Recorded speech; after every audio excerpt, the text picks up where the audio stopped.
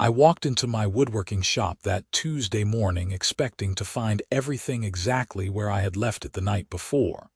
But instead, I discovered the side door hanging open and my brand new Craftsman air compressor completely gone. My name is Zachary Winters, and I have been running a small custom furniture business out of my garage turned workshop in Scottsdale, Arizona, for the past 6 years. The compressor was not just any piece of equipment. It was a 200 horsepower industrial model that I had saved up for months to purchase, and losing it meant I could not finish the 3 commissioned dining tables sitting half completed in my workspace. My hands were shaking as I pulled out my phone to call the police, but before I could dial, my neighbor Greg came rushing over from across the street. He was still in his bathrobe, holding a steaming cup of coffee, and the expression on his face told me he had seen something important. "Zach, you are not going to believe this," Greg said, his eyes wide. "I saw who took your compressor. I was up late last night, around 2 in the morning, could not sleep, and I was looking out my window. I saw Brenda Hutchison loading something big into the back of her SUV from your shop." Brenda Hutchison. Of course it was her.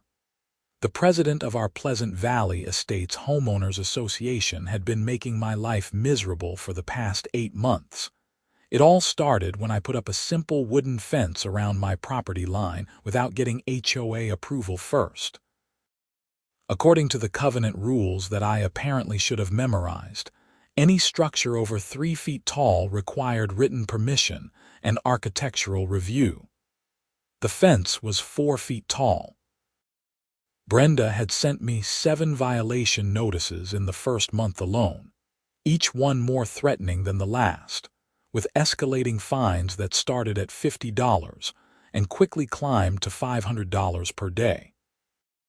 I had removed the fence after the second week, paid the initial fines under protest, and thought that would be the end of it.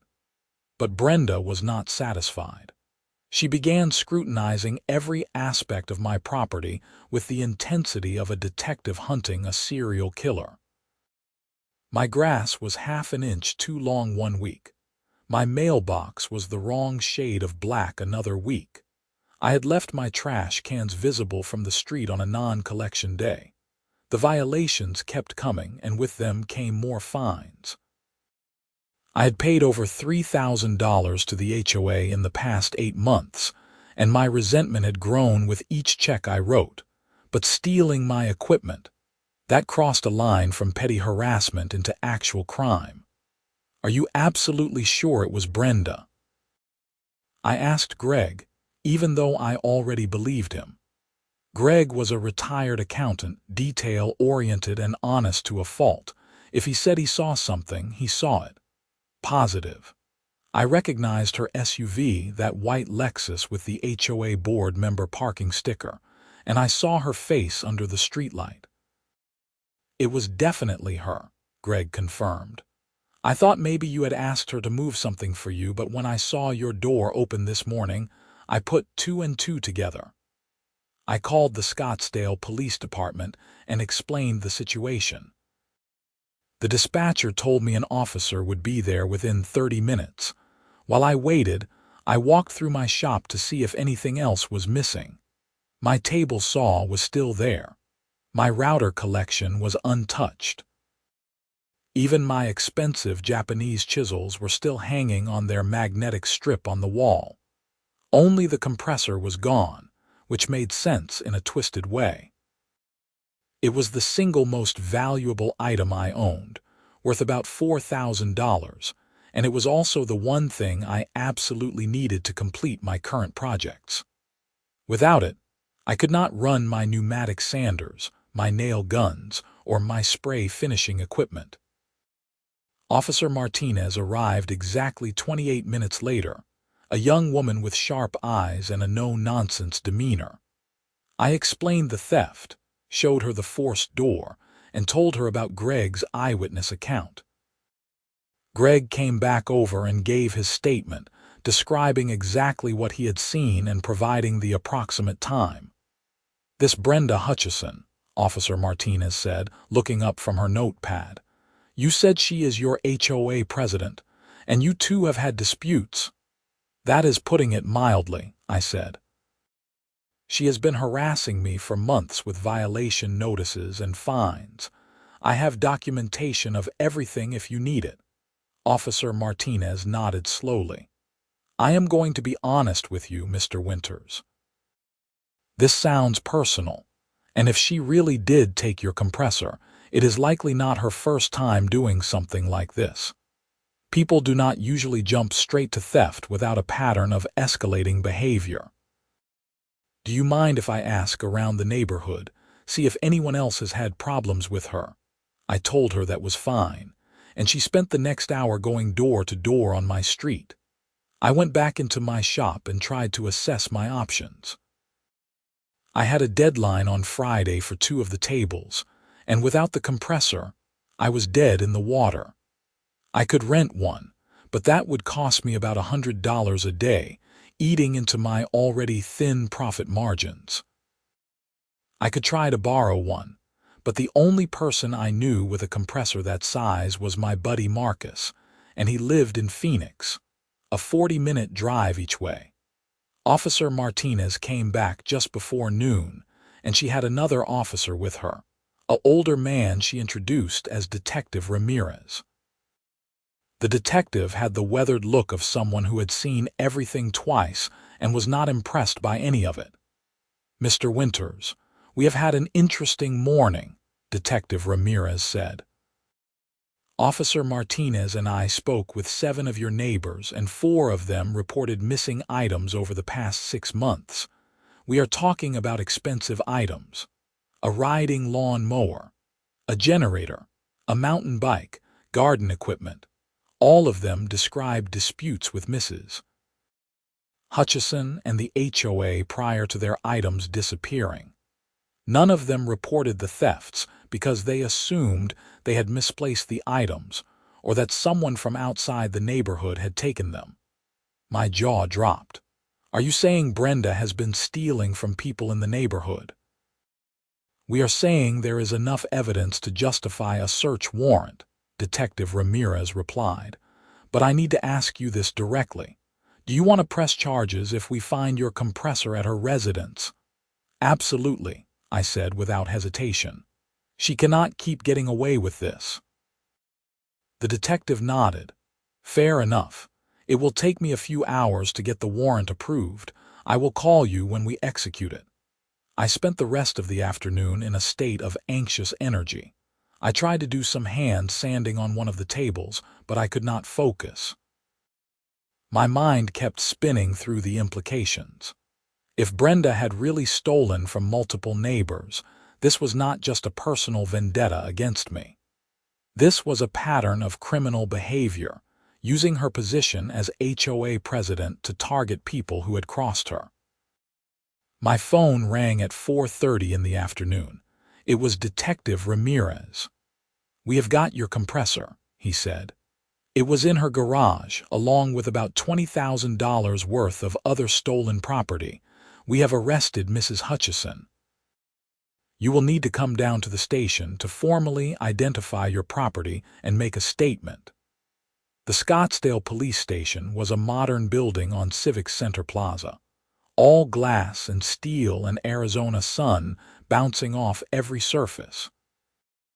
I met Detective Ramirez in the lobby, and he led me back to a property room where they had everything laid out on tables. My Craftsman compressor sat on the far end, still with the custom paint mark I had put on the side.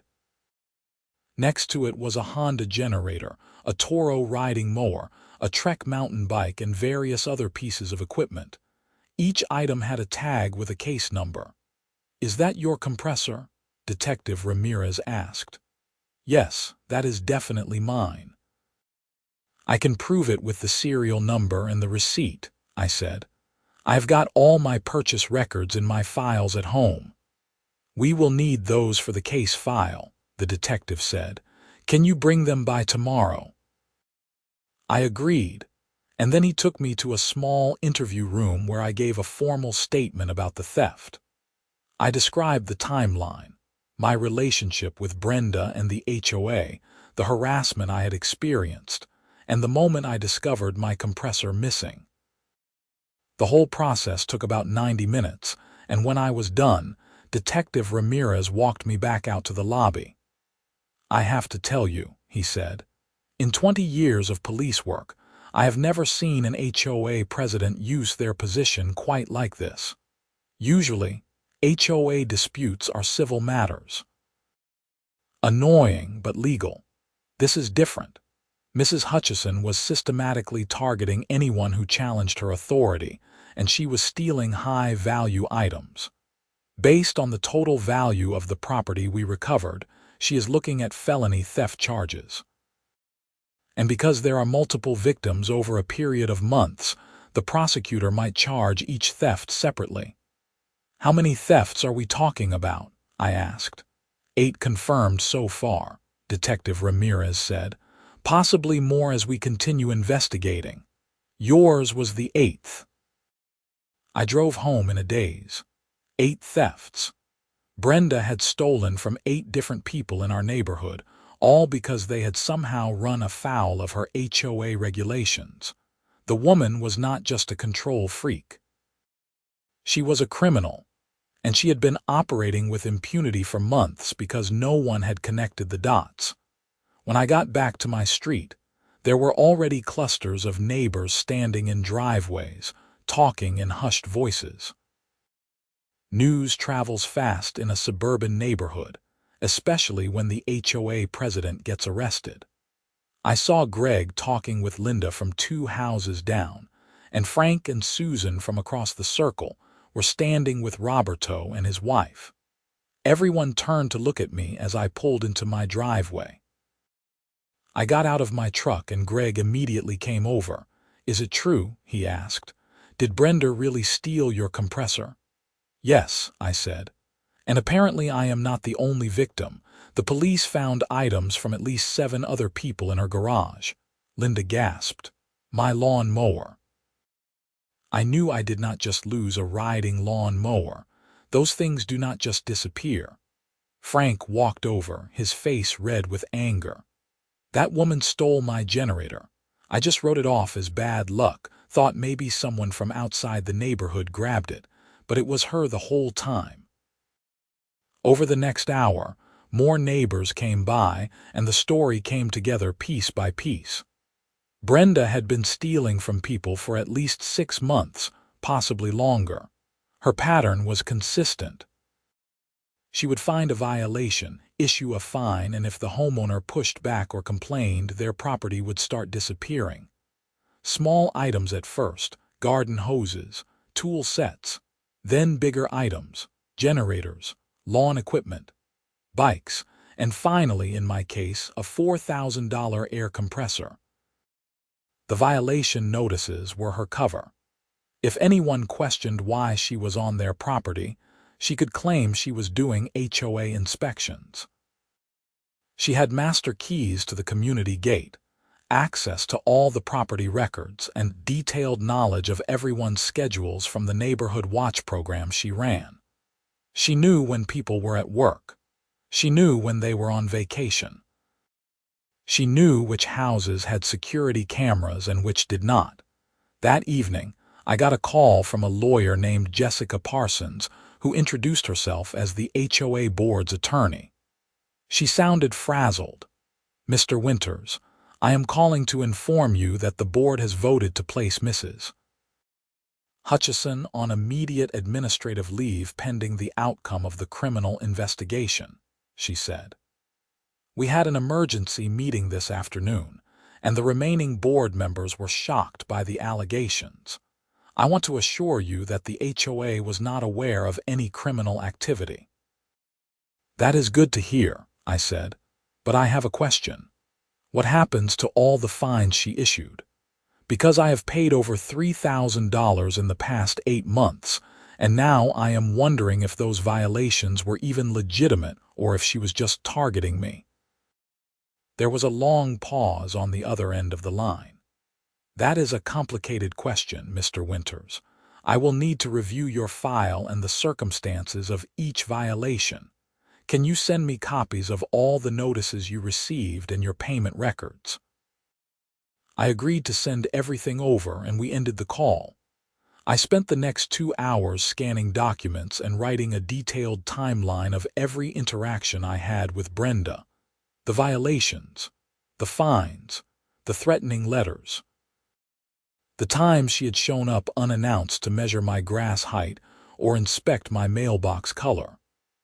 When I was done, I had a 20-page document that painted a clear picture of harassment. The next morning, I brought my purchase receipt and documentation for the compressor to the police station. Detective Ramirez reviewed everything and added it to the case file. While I was there, he told me that the investigation had expanded. 2 more neighbors had come forward with reports of missing items, and the total count was now up to 10 victims. Mrs. Hutchison lawyered up immediately, the detective said. She is not talking to us, but the evidence is pretty overwhelming. We have got your neighbor's eyewitness testimony. We have got the stolen property in her possession. We have got the pattern of behavior. The district attorney is reviewing the case now, and we expect formal charges by the end of the week. What kind of charges? I asked. Multiple counts of felony theft, probably breaking and entering, possibly organized criminal activity, since this appears to be a pattern conducted over time, he said. With 10 victims and over $40,000 in total stolen property, she is looking at serious prison time if convicted. I left the station feeling a strange mix of vindication and sadness. I had never liked Brenda, but I had never imagined she was a thief. The HOA president was supposed to maintain property values and enforce community standards, not rob the people she was supposed to serve. Over the next few days, the neighborhood was in turmoil. A local news crew showed up and did a story about the arrests. The headline was HOA President Arrested for Serial Theft in Scottsdale Neighborhood. The story aired on the evening news, and suddenly everyone in Phoenix knew about Pleasant Valley Estates and our criminal HOA president. The remaining HOA board members held a town hall meeting at the community center to address the crisis. The vice president, a quiet accountant named Martin Chen, stood at a podium in front of about 60 angry homeowners and tried to explain what had happened. We are all shocked and dismayed by Mrs. Hutchison's alleged actions, Martin said. The board has retained an independent auditor to review all HOA finances and decisions made over the past 2 years. We want to ensure that there were no other improprieties beyond the theft charges. A woman in the 3rd row stood up. What about all the fines she issued? How do we know those were legitimate? I paid $800 last year for violations that seemed completely made up. Martin looked uncomfortable. The board is reviewing all violation notices and fines issued during Mrs. Hutchison's tenure. If we find evidence that fines were issued inappropriately, we will work with our attorney to determine the proper remedy. But I have to be honest, that process will take time. I stood up. I paid over $3,000 in fines in 8 months. Every single violation notice came after I pushed back against her initial fence complaint. It was clearly retaliation. I want that money back. There were murmurs of agreement throughout the room. Martin nodded slowly. Mr. Winters, I understand your frustration. Please work with our attorney to document your case. We will review it thoroughly. The meeting lasted 2 hours, and by the end, the board had committed to a full review of Brenda's activities, a temporary suspension of all new violation notices until they could establish new oversight procedures, and a promise to refund any fines that were found to be improperly issued. 3 weeks later, I got a call from the district attorney's office. A prosecutor named Rachel Foster asked me to come in to discuss the case. I met her at the Maricopa County Attorney's office, a tall building in downtown Phoenix with a view of the city sprawling out in all directions. Rachel Foster was in her 40s, with short gray hair and the confident bearing of someone who had tried hundreds of cases. She shook my hand and led me to a conference room where Detective Ramirez was already waiting. "Mr. Winters, thank you for coming in," Rachel said. "I wanted to talk to you about the case against Brenda Hutchison. We have charged her with 8 counts of felony theft, 3 counts of criminal trespass, and 1 count of organized crime. Each felony theft charge carries a potential sentence of up to 2 years in prison, and the organized crime charge adds another 3 to 7 years. 8 counts, I said.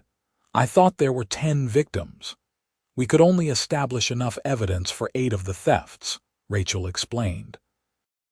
2 of the other victims did not have proof of ownership or could not definitively identify their property. But 8 is more than enough. Mrs. Hutchison's attorney has approached us about a plea deal, but I wanted to talk to you and the other victims first. Your compressor was the most valuable single item stolen, and your case is the strongest because we have an eyewitness who saw her taking it. You are essentially our star witness. What kind of plea deal are they offering? I asked. They want 5 years probation, restitution to all victims, and no jail time, Rachel said. Frankly, I think we can do better. This was not a momentary lapse in judgment. This was a systematic pattern of theft targeting people in a position of trust. Mrs. Hutchison used her authority as HOA president to victimize her neighbors. That is not something we take lightly. I want her to face real consequences, I said. She made my life hell for months. She stole my property, and she did it to at least 7 other people. If she just gets probation, what message does that send? Rachel smiled grimly. I agree. We are going to reject the plea offer and take this to trial. I wanted you to know that it might take several months and you will likely have to testify. I am ready, I said. The case moved slowly through the court system, as these things do. There were pre-trial hearings, motions, and continuances. Brenda pleaded not guilty to all charges, and her attorney, a slick criminal defense lawyer named Derek Thompson, tried to get the charges dismissed on various technicalities. None of his motions succeeded. During this time, the HOA completed its audit. The results were damning. Brenda had issued over 100 violation notices in the past 2 years, far more than any previous HOA president. Many of those violations appeared to be pretextual or exaggerated. The auditor found that she had collected over $30,000 in fines, and there was evidence that some of that money had not been properly deposited into the HOA accounts. The board voted to refund every fine issued during her tenure, pending individual review of each case. I got a check from the HOA for $3,200, along with a formal apology letter signed by all the remaining board members. It felt good to have the money back, but it did not erase the months of stress and harassment. The trial finally started on a hot Monday morning in July, almost 5 months after Brenda's arrest. The courthouse was busy, full of lawyers and defendants and families waiting for their cases to be called. I sat in the hallway outside courtroom 4B with the other victims, waiting to be called to testify. Rachel Foster came out and briefed us on what to expect. The defense is going to try to make this about HOA authority and community enforcement. They are going to argue that Mrs. Hutchison was just doing her job as president, and that any property she had was either abandoned, collected during legitimate HOA actions, or misidentified. Do not let them rattle you. Just tell the truth about what happened. I was the 3rd witness called. I walked into the courtroom, which was smaller than I had expected, with wood paneling and fluorescent lights that gave everything a slightly yellow tint. Brenda sat at the defense table in a conservative blue dress, her blonde hair pulled back in a neat bun. She looked nothing like the aggressive, confrontational woman who had harassed me for months. She looked like someone's grandmother. I was sworn in and took the stand. Rachel Foster walked me through my testimony.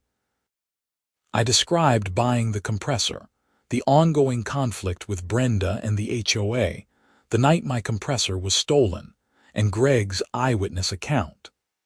I identified photographs of my compressor that had been found in Brenda's garage. Then Derek Thompson stood up for cross-examination. He was tall and tan, with perfect teeth and a suit that probably cost more than my compressor. "Mr. Winters, you have had a contentious relationship with the HOA, have you not?" he asked.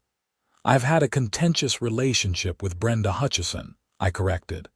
"The HOA itself is fine. It is just her enforcement that was the problem. You put up a fence without permission, correct? I put up a fence without realizing I needed HOA approval. I removed it as soon as I learned it was against the rules. But you were angry about having to remove it." "I was frustrated by the process, yes, but I complied with the rules." "And then Mrs. Hutchison continued to cite you for violations." "Yes, constantly, almost weekly for 8 months. Is it possible, Mr. Winters, that those violations were legitimate? That your property was actually not in compliance with HOA standards?" "Some of them might have been borderline legitimate," I admitted. "But the frequency and the severity of the fines felt like retaliation." "And then she stole my compressor, which is definitely not a legitimate HOA enforcement action." Derek Thompson smiled. "We will get to that, but first, let me ask you this. Do you have any direct evidence that Mrs. Hutchison took your compressor? Did you see her take it?" "No, but my neighbor did." "We will hear from your neighbor later. But you personally did not see Mrs. Hutchison take anything?" "No, I did not." "So it is possible that someone else took your compressor, and it ended up in Mrs. Hutchison's garage through some other means." I stared at him. "Are you seriously suggesting that someone stole my compressor, and then randomly decided to put it in the HOA president's garage?" "I am suggesting that there are other explanations besides the one the prosecution is offering." Rachel Foster objected, and the judge sustained it. Derek Thompson asked me a few more questions, trying to poke holes in my timeline and my relationship with Brenda, but I stuck to the facts. When I was finally excused, I felt drained. Greg testified next, and he was excellent. He described exactly what he had seen that night, identified Brenda from a photo lineup, and did not budge under cross-examination. Derek Thompson tried to suggest that Greg had been mistaken, that it was dark, that he could not have clearly seen who was loading my compressor into the SUV. But Greg was unshakable. "I saw her face under the streetlight," Greg said firmly. "It was Brenda Hutchison. I am absolutely certain." The other victims testified over the next 2 days. Linda described her missing lawn mower. Frank talked about his generator. Each one told the same basic story. They had a dispute with Brenda over HOA violations. Shortly after, their property disappeared. All of their property was found in Brenda's garage or storage unit, which the police had discovered during their search. The most damaging testimony came from a locksmith named Peter Krakowski. The prosecution called him to the stand on the 3rd day of trial. "Mr. Krakowski, did you perform any work for Mrs. Hutchison in the past year?" Rachel Foster asked. "Yes, I made copies of several keys for her," Peter said. "What kind of keys?" "Gate keys, mostly." "Keys for the community gate system. She said she needed extras for HOA board members and emergency access." "How many copies did you make?"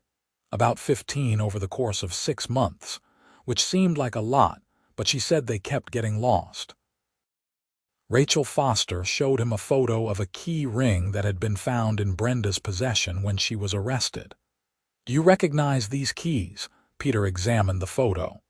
"Yes, those look like the gate keys I made, and there are some that look like house keys or garage keys.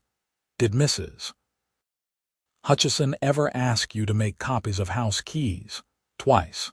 She said they were for HOA access in case of emergencies, for properties that were abandoned or in foreclosure." "Did you verify that?"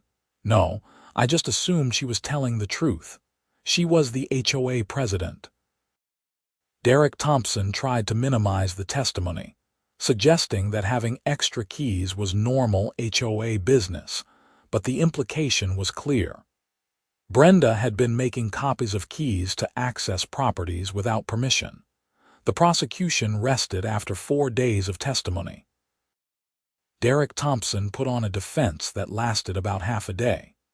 He called a few character witnesses who said Brenda was a dedicated HOA president who cared about property values. He called another locksmith who testified that making extra keys was indeed common for HOA boards.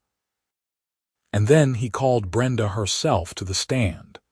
Brenda testified that she had never stolen anything. She claimed that all the property in her garage was either abandoned property she had collected during HOA inspections, items that homeowners had asked her to store temporarily, or equipment that belonged to the HOA itself. She said my compressor was there because I had left it outside during a windstorm, and she had taken it into protective custody to prevent it from being damaged or stolen. "Protective custody," Rachel Foster said during cross-examination, her voice dripping with skepticism. "Mr. Winters never gave you permission to take his compressor, did he?" "I did not think I needed permission," Brenda said. "He left it outside in violation of the HOA rules about outdoor storage. I was protecting HOA property values." "His compressor was inside his shop behind a locked door," Rachel said. "Are you saying you broke into his shop for protective custody?" "The door was not locked," Brenda insisted. "It was open." "So you just walked into his private workshop, took a $4,000 piece of equipment and never told him?" "I was going to return it once he came into compliance." "With what?" "With all the violations I had cited him for." Rachel Foster paused and let that statement hang in the air. "So you are admitting that you took his property and were holding it hostage until he paid his fines?" Brenda's attorney objected, and the judge sustained it. But the damage was done. Brenda had essentially admitted to taking my compressor without permission. The jury deliberated for less than 3 hours. They found Brenda guilty on all 8 counts of felony theft, all 3 counts of criminal trespass, and the organized crime charge. When the verdict was read, Brenda sat completely still, her face pale. Her attorney put a hand on her shoulder, but she did not react. The sentencing hearing was scheduled for 3 weeks later. In the meantime, Brenda was released on bond with electronic monitoring. The neighborhood felt different knowing that she had been convicted. People were friendlier, less guarded. The new HOA board had implemented reforms to prevent future abuses. All violation notices now required approval from 2 board members instead of just the president. There were regular audits of HOA finances. And they had fired the management company that had enabled Brenda's behavior by not providing any oversight. The sentencing hearing was short. Rachel Foster argued for significant prison time, emphasizing the breach of trust and the systematic nature of the crimes. Derek Thompson argued for probation, pointing to Brenda's lack of prior criminal record and her age. Brenda herself gave a brief statement saying she was sorry and that she had only been trying to maintain community standards. Judge Patricia Whitmore was not impressed. She was a no-nonsense judge in her 60s with a reputation for tough sentences in property crimes. "Mrs. Hutchison, you were in a position of trust," Judge Whitmore said. "Your neighbors elected you to serve as HOA president to protect their property values and maintain their community. Instead, you used that position to systematically steal from them. You targeted people who challenged your authority. You broke into their property. You took things that did not belong to you. And you did this not once, not twice, but at least 8 times that we know of, probably more. This was not a momentary lapse in judgment. This was a pattern of criminal behavior spanning months. The judge sentenced Brenda to 18 months in state prison on each of the 8 theft counts, to run concurrently. She added an additional 2 years for the organized crime charge, to run consecutively. In total, Brenda was sentenced to 3.5 years in the Arizona Department of Corrections.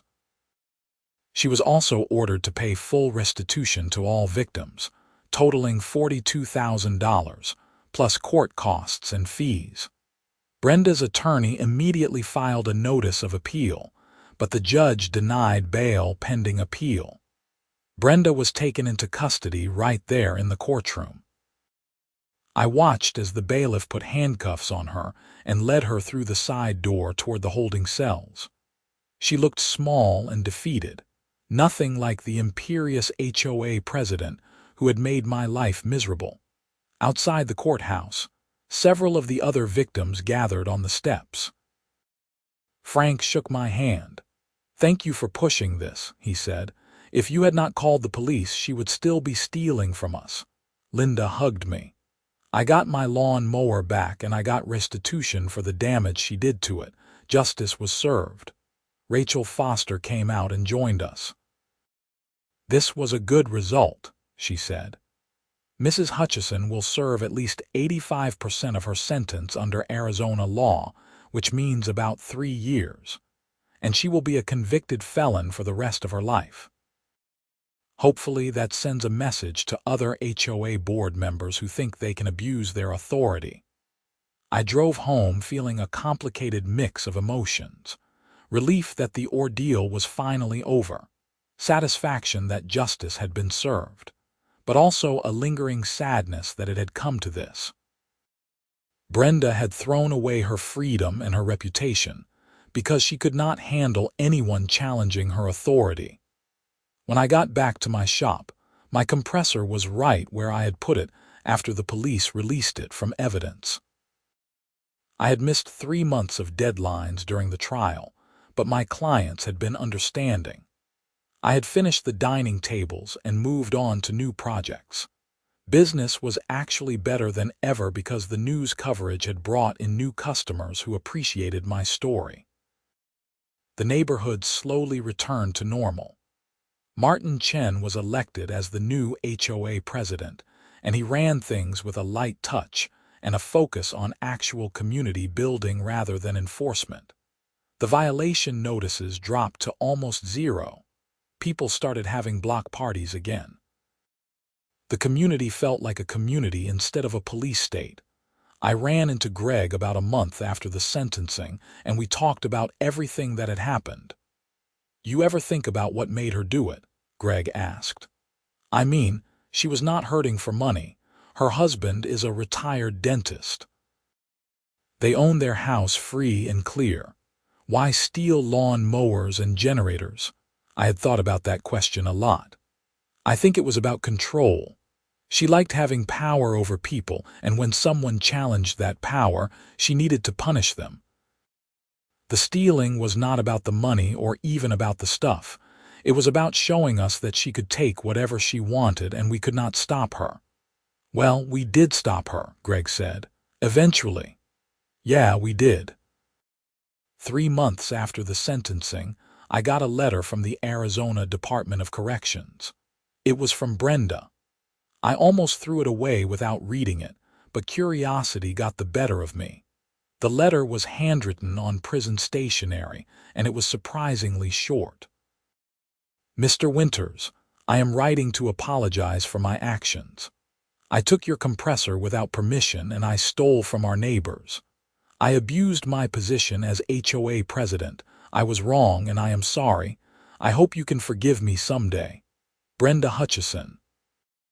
I read the letter twice, looking for some sign of insincerity or manipulation, but it seemed genuine. Maybe prison had given her time to reflect. Maybe she actually felt remorse.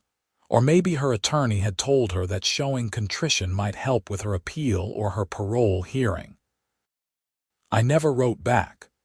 I did not owe her forgiveness, and I was not interested in maintaining any kind of relationship with her. But I kept the letter in a file with all the other documents from the case, a reminder of how badly things can go wrong when someone in authority decides that rules do not apply to them. Life moved on. I expanded my woodworking business and hired an assistant. The HOA continued to function smoothly under Martin's leadership. Property values in Pleasant Valley estates actually went up because the neighborhood had a reputation now for holding people accountable. About a year after the trial, I got a call from Rachel Foster. She told me that Brenda's appeal had been denied and that she was serving her full sentence. She also told me that Brenda had started paying restitution from her prison job, about $20 a month. At that rate, it would take her about 175 years to pay off the $42,000 she owed, but at least she was making an effort. I thanked Rachel for the update and went back to work. I was sanding a custom bookshelf for a client in Paradise Valley, using my compressor to power the pneumatic sander, and I realized that I had not thought about Brenda or the theft in weeks. The whole experience had become just another story, something that happened once but did not define my life anymore. That is the thing about justice. When it works, it provides closure. It draws a line between the past and the future. It says that what happened was wrong, that someone was held accountable, and now everyone can move forward. Brenda would serve her time. I would build my furniture. The neighborhood would thrive, and life would continue as it always does, with or without the people who try to control it. 2 years later, I heard through the neighborhood grapevine that Brenda had been released on parole. She had served about 2.5 years of her 3.5-year sentence, got time off for good behavior, and was now living with her daughter somewhere in Temp. She was required to stay away from Pleasant Valley estates as a condition of her parole, which was fine with everyone. I never saw her again. Sometimes I wondered if she ever drove by the neighborhood, looked at the houses she used to police with such obsessive attention, and felt any regret for what she had thrown away. But mostly, I did not think about her at all. I was too busy living my life, running my business, and enjoying the peace that came from knowing that my tools were safe in my shop, my property was my own, and the only person who controlled my life was me. That was the real victory, not the trial or the sentence or the restitution. The real victory was getting back to normal, to a life where I could work without looking over my shoulder, where I could come home without finding violation notices on my door, where I could just exist without someone in authority constantly telling me I was doing it wrong. The compressor still sits in my shop, running smoothly, powering my tools, helping me create beautiful furniture. Every time I turn it on, I think briefly about the night it was stolen, about the investigation and the trial and everything that followed. But mostly I just think about the work in front of me, the wood waiting to be shaped, the projects waiting to be completed. That is what matters in the end. Not the people who try to tear you down, but the things you build despite them. Not the theft, but the recovery. Not the crime, but the justice that follows. And not the Karen who stole my compressor, but the prison time the judge gave her for being a thief instead of a leader.